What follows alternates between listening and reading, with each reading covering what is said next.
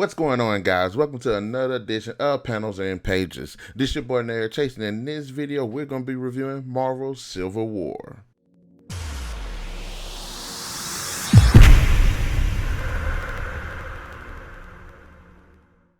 Today we're diving into Marvel's Civil War, the comic event that made grown adults pick sides harder than a holiday dinner argument. This isn't just capes trading haymakers. This is a hostile takeover of the superhero status quo.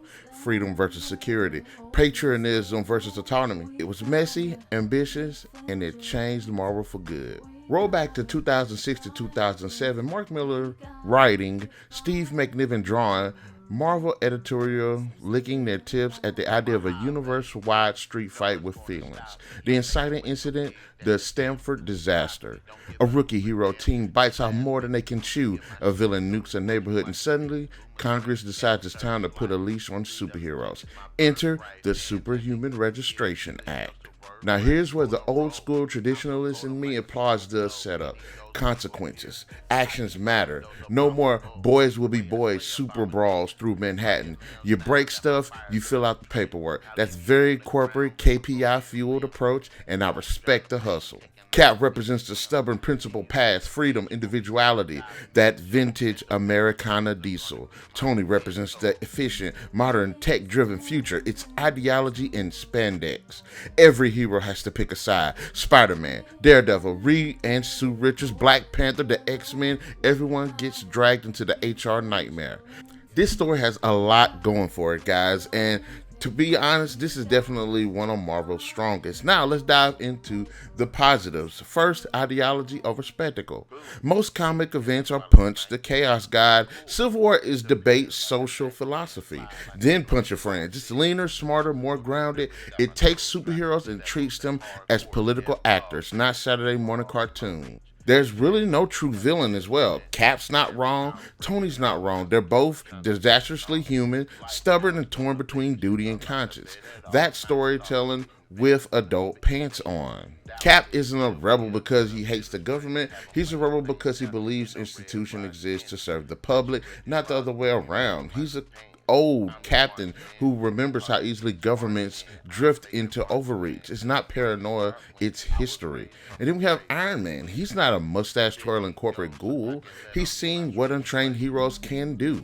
He's seen casualties. In his mind, doing nothing is irresponsible. In corporate speak, he's mitigating risk, improving compliance, and aligning heroic objectives with community outcomes. Spider-Man is the emotional fulcrum, struck between two dads fighting over custody. His decision to unmask publicly hits like a truck. That moment, Peter Parker declaring himself live on TV, is dumb, but it's also Civil War's mic drop. It's legendary because it shows the stakes aren't theoretical, they're personal and irreversible. We got Black Panther, the Royal Neutral Party, who's calling out everyone's nonsense. Daredevil, anti-registration on principle, Catholic guilt mixed with Civil War liberties. Punisher joins Cap's side, immediately makes everyone uncomfortable being himself. The X-Men largely sitting out, reflecting on mutant trauma and political fatigue. Mariah Hill shields bureaucratic hammer, swinging for Tony's side. I love the fact also that we get to see more insight to other characters. Again, Spider-Man unmasking. We have Reed and Sue butting heads. Their marriage becomes a casualty of the war. Reed leaning into the cold intellectual utilitarianism. Sue sees the human cost. Their split adds emotional collateral. Disagreement arguably hits harder than Cap versus Iron Man. Pacing is just on point. Events start snowballing, registration turns from policy debate to literal prison camps for unregistered heroes. That escalation feels disturbingly plausible. Bureaucracy creeps, sides harden, lines get drawn, and then somebody decides cloning Thor was a great idea. It wasn't. Civil War reshaped Marvel for years, and not only Marvel, just how we see superheroes in comics. It influenced the MCU.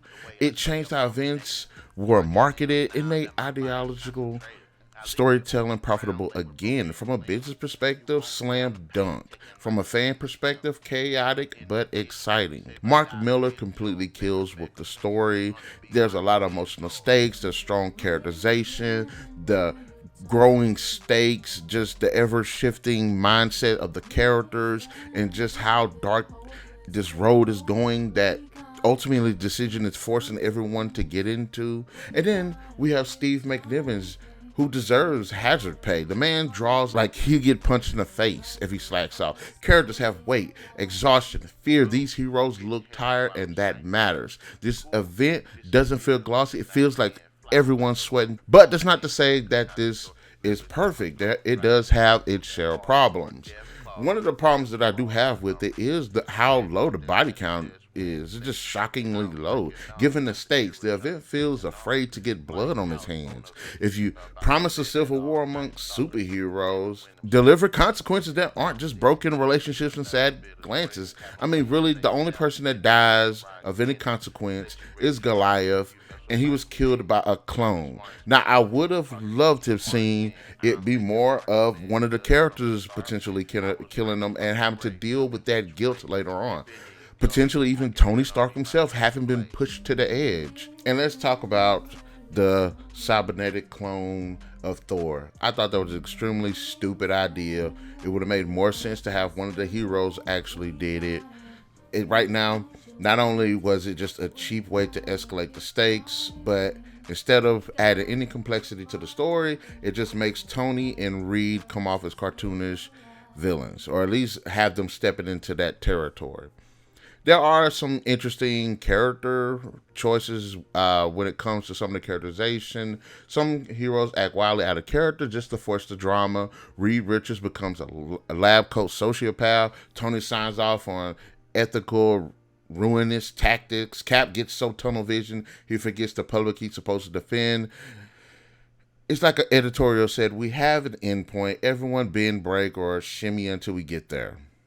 Another interesting thing is how fast the dystopia feels jumps into the story. Registration begins as licensing and accountability. Next thing you know, we've got capes hunting capes, secret prisons, black sites, and a side dish of authoritarianism.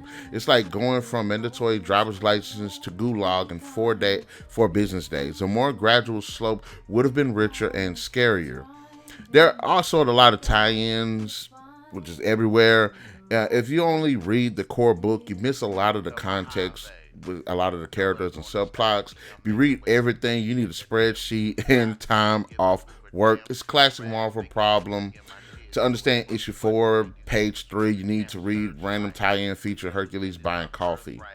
And then there is the conclusion that does feel a bit abrupt. But despite the flaws, Civil War nails thematic resonance. It asks, who gets to wield power? What is safety worth? When do heroes become liabilities? And who decides the rules? These aren't comic book questions, they're civic questions. Civil War matters because it forces readers to wrestle with uncomfortable truths. Tony represents a future built on systems and oversight. Cap represents a past built on moral autonomy and distrust of authority. The world needs both, but they're mutually allergic. Having said that, Marvel Civil War is a textbook definition of high-risk, high-reward deliverable. It innovates, it irritates, it fascinates, and it fumbles, but most importantly, it tries to say something. And in an industry where too many events are just loud noise and shiny armor, that's worth celebrating. Having said that, Marvel Civil War definitely deserves 4 out of 5. Alright then, guys, in the comment section below, let me know your thoughts. Did you read Civil War? Did you not read Civil War? Did Cap have a point? Did Tony have a point? Who is the real winner? Be sure to hit that like, share, subscribe, and that notification button to get the best of what we got going on this channel. And we'll definitely catch you guys later.